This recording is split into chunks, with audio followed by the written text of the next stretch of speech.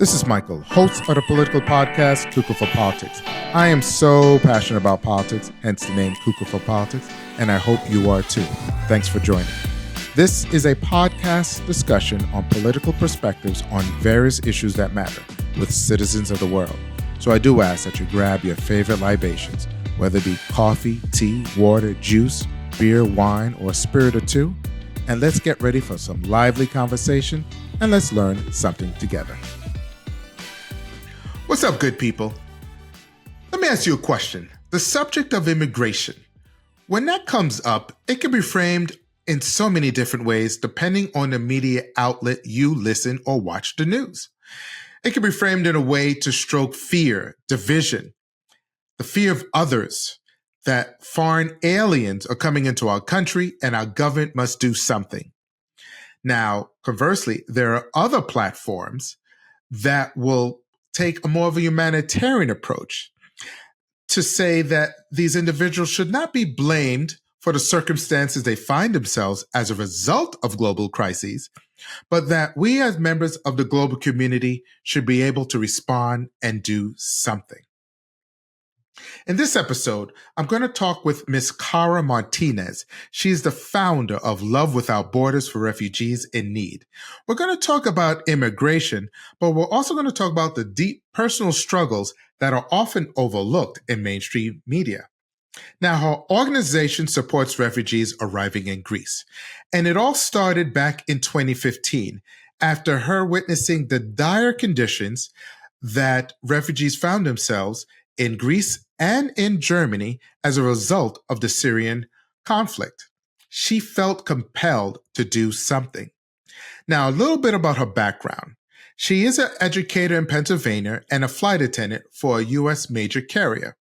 She drew her unique skills to respond, so she organized art workshops for children, taught language classes to aid in the integration, and distributed material just to creating a sense of relief, building bonds, relationship, a sense of normalcy for these individuals. She discovered that art could be used as a powerful tool to support refugees. Now, initially, she told me that she just brought these art supplies into these camps simply to provide children with an activity, something to do while their adult parents are applying for asylum. However, she observed something from the children, from the artwork, and from the adults, that they were using the artwork to express the trauma that they were going through. Now, that was remarkable. It sparked an idea to make the public aware of the struggles of these refugees through their artwork.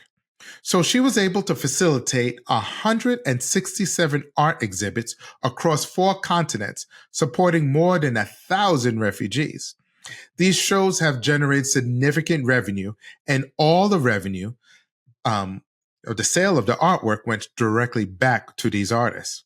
Now, as the needs of the refugee community evolved, so did the scope of her organization.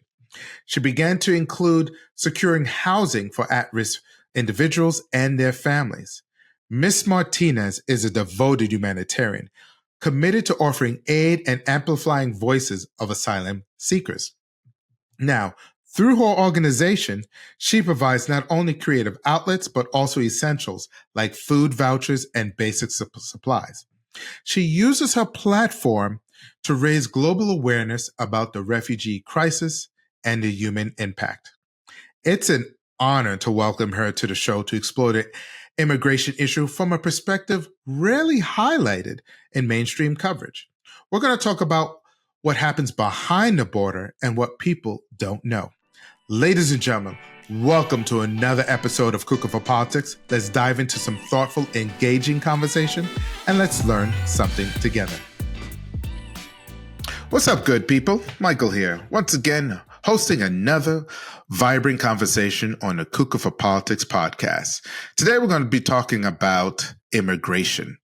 Now, immigration has a term that seems to be inviting. It's a term that everyone understands and fully comprehends. However, in today's political climate, it seems to have like it's a curse word or negative. Why is that? Today I'm going to have my guest. We're going to explore that subject matter. And you already heard about her in my intro, but I would like her to introduce herself to the audience at large. Welcome. Hello, everyone. Hi, Michael. Thank you for the invitation. Great to be here today. My name is Kayra Martinez. I'm the founder and director of Love Without Borders. We are a nonprofit, and our work is in Greece mainly, supporting refugees. Oh, okay. Thank you for coming on. And again, you're a very busy woman. I can't tell you how long it has taken us to schedule our conversation because of our conflicting schedules. I guess we both travel for work and just trying to get settled in. Now, I wanted to talk to you about, we're going to focus mainly our conversation on U.S. How they're dealing with immigration. But you give a unique perspective on it's not a US thing, it seems to be a global thing. And what are you finding out that when you interact with refugees, what are they saying to you? Well, it's really, firstly, very important to understand the wording, migrants, refugees. So the migrants are usually coming over to other countries for financial, educational reasons, whereas the refugees are fleeing their country due to persecution, war, etc. So those are the very first important things that people should know. And due to my work in Greece, I have interviewed thousands of refugees because I'm offering housing for them since about 10 years now. So I've heard all of the stories. I try to understand where they're coming from. For instance, one thing that's really important, when you hear the word refugee, you think they're coming from a poor country, or they don't have money, or they don't have housing. And so people automatically have this negative connotation about a refugee. And many of the people that I've helped and interviewed, they're very educated. They've had to leave their homes sometimes in the middle of the night, leave everything that they had, including their family, and take the dangerous journey across to a different country.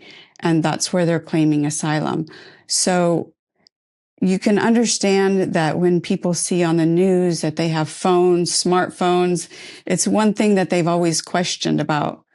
Why don't people understand that my life was just like theirs before it was taken away?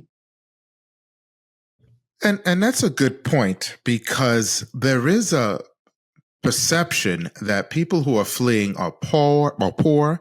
You have the current administration, when they campaigned, President Trump and his surrogates, giving a negative label about immigrants. As you recall, during a presidential debate with then Vice President Harris, he claimed, candidate Trump claimed, that Haitians were eating cats and dogs. And that was in a particular community in Ohio. It never happened. There was no evidence, but that gave the perception to the wider audience, who are not from Ohio or who just get their information from a narrative perspective of a news source, that must be true because he said it. And that's what I know of foreigners. They're not like us. Do you think that type of fear reinforces a notion that we don't want these people in here?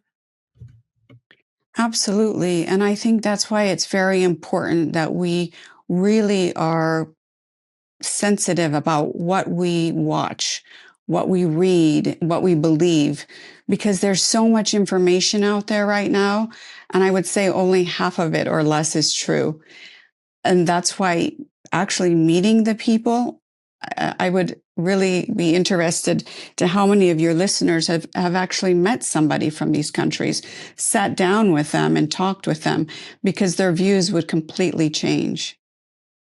Oh, agreed. And you said something, that they have to have money. They have they have phones, people who are fleeing. And there's something called in the US though, it's called a parole program. It's like a tourist visa.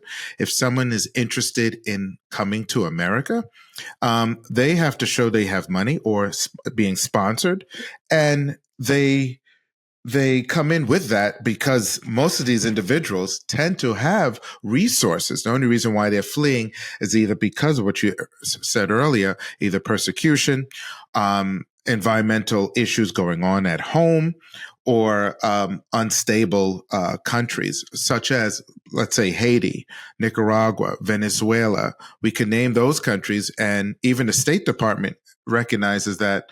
Was it Secretary of State Marco Rubio says the reason why we have a migration crisis is because the countries that I just mentioned are enemies of humanity. This is what's going on in those respective countries.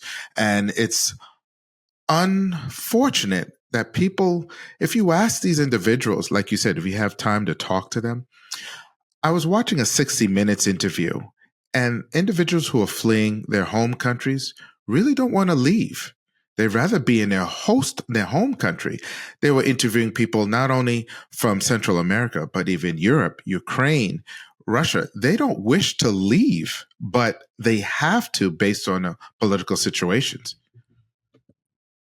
Yes, exactly. And I think by speaking with many of the people, I have learned about their having to leave their families. They were studying, they were at the end of their studies, they had to leave that, all of the homes that they had spent their whole lives paying on. And I think one thing that's really mentionable is many of them are separated from their families because during these wars and conflicts, the men usually are the ones that are targeted because the government says if you don't fight with us, you're going to prison or you're going to die. So a lot of people see that there's a lot of men coming over.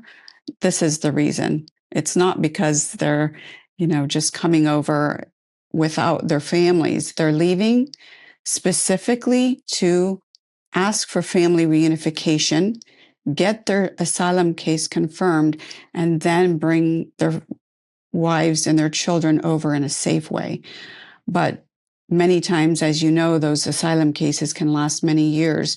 So this is why we have a lot of families that are separated. But it is very interesting how the process works and the reason behind it. Yeah, there is definitely a backlog. You often hear the rhetoric, why can't they enter the country legally? And many of them do, surprisingly, but there's such a backlog of that they can't, they're waiting years and years. And to your point, I was reading in the LA Times, it was posted back in March recently, how this woman from Venezuela, she left Venezuela with her 3 children. She didn't want to, but the government was attacking her family. And it was the husband or the father, I don't know exactly if they're married, but said, you need to leave because it's dangerous. She fled on foot with her 3 children, entered America legally, and she entered through the temporary protected status TPO, and under that time it was under the Biden administration that gave temporary asylum because of the situation going on in her home country.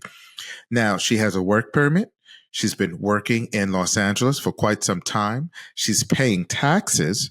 She's being a responsible citizen, taking care of her children, and being an active citizen. But now that status is now being revoked. And now her fear is going back to Venezuela. She doesn't even know if the father is still alive or any family. There's a concern that people who come here legally through the normal process channels are doing everything they can, paying taxes, paying into the system, and the fear that they have to return back. I spoke to you earlier about Haitians in that community in Ohio. They started established businesses. They own homes. They have children in schools. That temporary protective status is being revoked. What happens to those individuals? Do they go back? Do they have enough time to sell their home? These are a lot of mitigating circumstances, and is putting fear in various types of communities. Yes, and unfortunately, it's happening all over the world. We see the parties that are being elected are really against immigration, and they are, even if somebody has been studying the language and working, as you said, paying taxes, it doesn't matter to them. They just want everybody out. And I see it happening with deportations coming into Greece. And as you can see in the United States, people of all backgrounds are nervous at this point because as the president said, it was just people that are criminals, but we're seeing otherwise. We're seeing people of all nationalities that have worked, they have no criminal record, and we don't know. It's very uncertain times right now. There are some resources that we can share with your community about what to do. First, carrying your ID always, whatever you have for ID is really important. Also, not accepting everything that that person from the ICE is asking for. Everything has to be legally done. And so know your rights. And so there's a lot of resources that we can share with them. I would love to get that information because you're right. There's a lot of fanfare that the current administration is doing, going to various townships and having raids. And what they're finding out, even with all the resources being sent to these various townships in big cities as well as in small, they're finding out there's a small percentage of these people who are illegally, like gang members. They're getting caught up and swept up into these raids. There was a statistic in Aurora, Colorado, in fact, where they had high-profile raids, and only one member was a Venezuelan gang member. So all the resources of human resources, the efforts to get everyone there, is taking a lot of time from what I think could have been able to address this immigration issue. I believe each executive, someone in the White House, has been kicking the can down the road. Any type to reform immigration, it takes a congressional as well as the White House to work out a plan. It seems like they are just kicking down the plan, kicking down the can and putting a Band-Aid. And you said something too, that this is also going on in Europe and Greece. Why do you think there is such an anti-them rhetoric that's resonating with even not only elected officials, but with citizens of that host country? I think this is an ongoing problem that we've seen since the 30s. And people are always looking at the others and saying they're taking our jobs. They're taking our money that could have been for us. And it's unfathomable because literally the people that I'm supporting are sitting in a refugee camp with barely enough food to eat. So they don't quite understand. There's a big disconnect of fear and the not knowing who they are. And that's why we try as much as we can. We're bringing students into our organization so that they can spend 5 weeks volunteering with us. They sit down with the refugees, they eat with them, they teach them English, we do art, music. That time is so valuable right now because they're going to go back to their communities. And these students are all university, high school. They're knowledgeable now. They can go back and tell their families and their friends. These refugees, they're just like us. And I think knowledge is power. Education is power.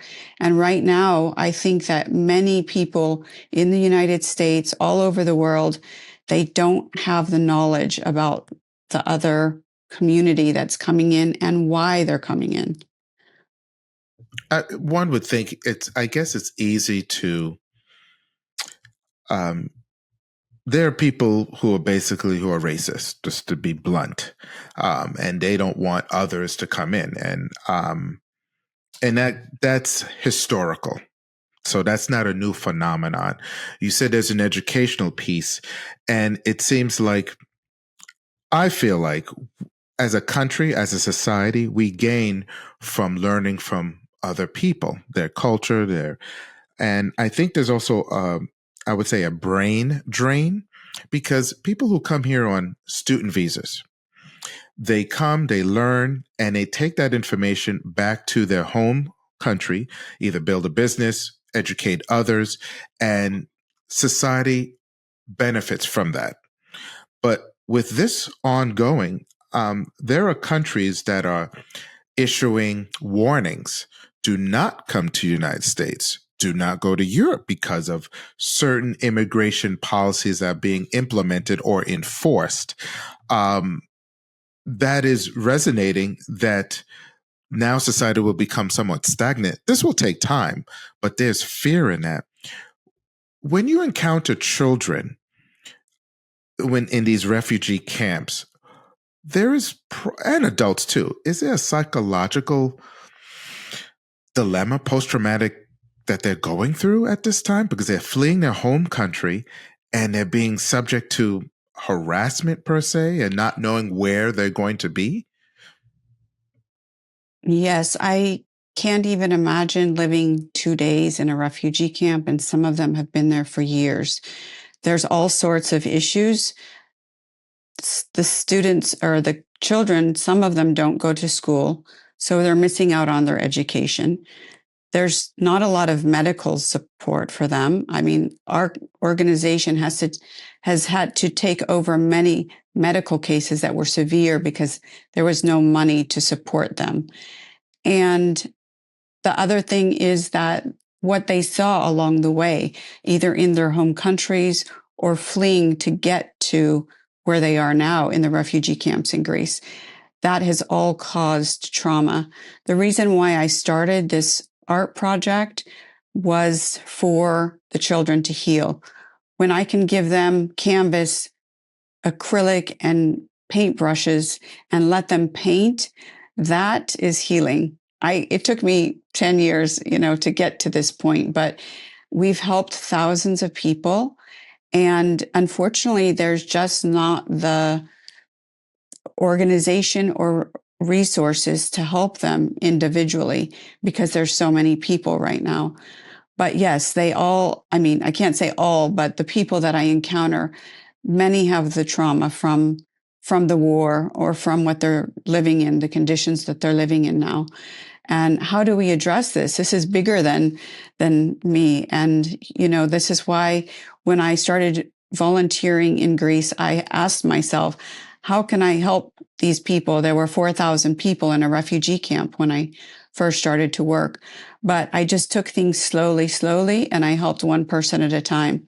And I think it's really important when I'm working with students or when I'm working with other communities, I do tell them this: start slow, help one person at a time wherever you're going to help them, in your own community, in Greece, in America. As long as you're doing something and creating a little bit of change, then you can feel that you're doing something small. But the problem is very big, and we're talking post-traumatic stress, where obviously there's not therapists or psychologists to help with everybody, but we do what we can, and I feel really good about the hundreds and thousands of children that have come into our organization, into our gallery, and the time that we had with them in the refugee camps, because I promise you, nobody could stand living in one of those for more than a day. I can't imagine, don't wish to imagine. However, is it safe to say, with your organization, you have lots of volunteers as well as foreign support? And the reason I'm asking is, recently the current administration has cut funding, USAID. I don't know if you were getting resources from the US government, but from other charity organizations or from other countries where you're getting support, financial and other tools and resources to help the refugees? Unfortunately, with the work that I'm doing, and the work that I'm doing is actually work that should be done by the government. It's funded, housing is funded, but I've spent the last 10 years doing housing because it's not sufficient what they're offering them. So I do not receive any funding from any US government nor any other EU government. We are registered as a nonprofit, so I've been fortunate that because my work is one-on-one. If you buy a piece of art, you're giving the money directly to that refugee. We don't keep any money. If people want to make a donation, they can do so. But we don't receive any government funding. I have done a lot of fundraising on social media, and that's how we raise our money, which is really unfortunate because the work that we're doing, it's helping thousands of people, and there's only two of us on the ground. Ahmed is from Syria. He's a refugee that has lived the experience of, being in a camp and but now he is the project manager at Love Without Borders. And I think that says something about our organization is we just really want to see them succeed. You taught me a lot in this conversation because I was thinking about the legality of immigration. I was thinking of law enforcement. And I think that's the typical mindset of a citizen. Like, we need to enforce the laws, build that wall. But we're not looking at it from this conversation. I'm getting a different humanistic approach. This is our fellow neighbor, the psychological pain that that individual may be going through, whether it be the adult or the child. And I'm hoping this conversation and how listeners could see how they could get involved and how they could contribute, because it's not only the legal apparatus that needs support. The lawyers, the law enforcement. You need that, and each country needs to protect their borders. That's understandable. But there's a human toll that gets lost. And I don't think people actually connect to that. They just think of violence, gang violence, even though crime made by foreigners or immigrants is so low. It's in a single percentile versus US citizens, in this case, doing it to others. So I remember, like I said earlier, there was a raid and it came up to nothing. It was all more fanfare. And most of what the previous administration has done has focused on criminal immigrants who have criminal records and has already repatriated them back to their host country. Is there anything else? I think you had some art that you would like to show. Yes.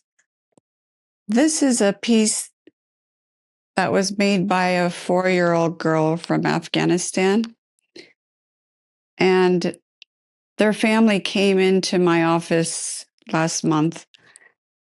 Unfortunately, the mother and the daughter drowned at sea while they were crossing from Turkey to Greece. And I helped that family by putting them in a hotel so they didn't have to stay on the street. We arranged some funds for them so that they could travel after they got their documents. And when the little girl came into the gallery, she was not doing well. She was sick and she looked really sad. So while I was organizing with her father, I let her draw. And this is how we help families. A lot of them don't have money to pay for food.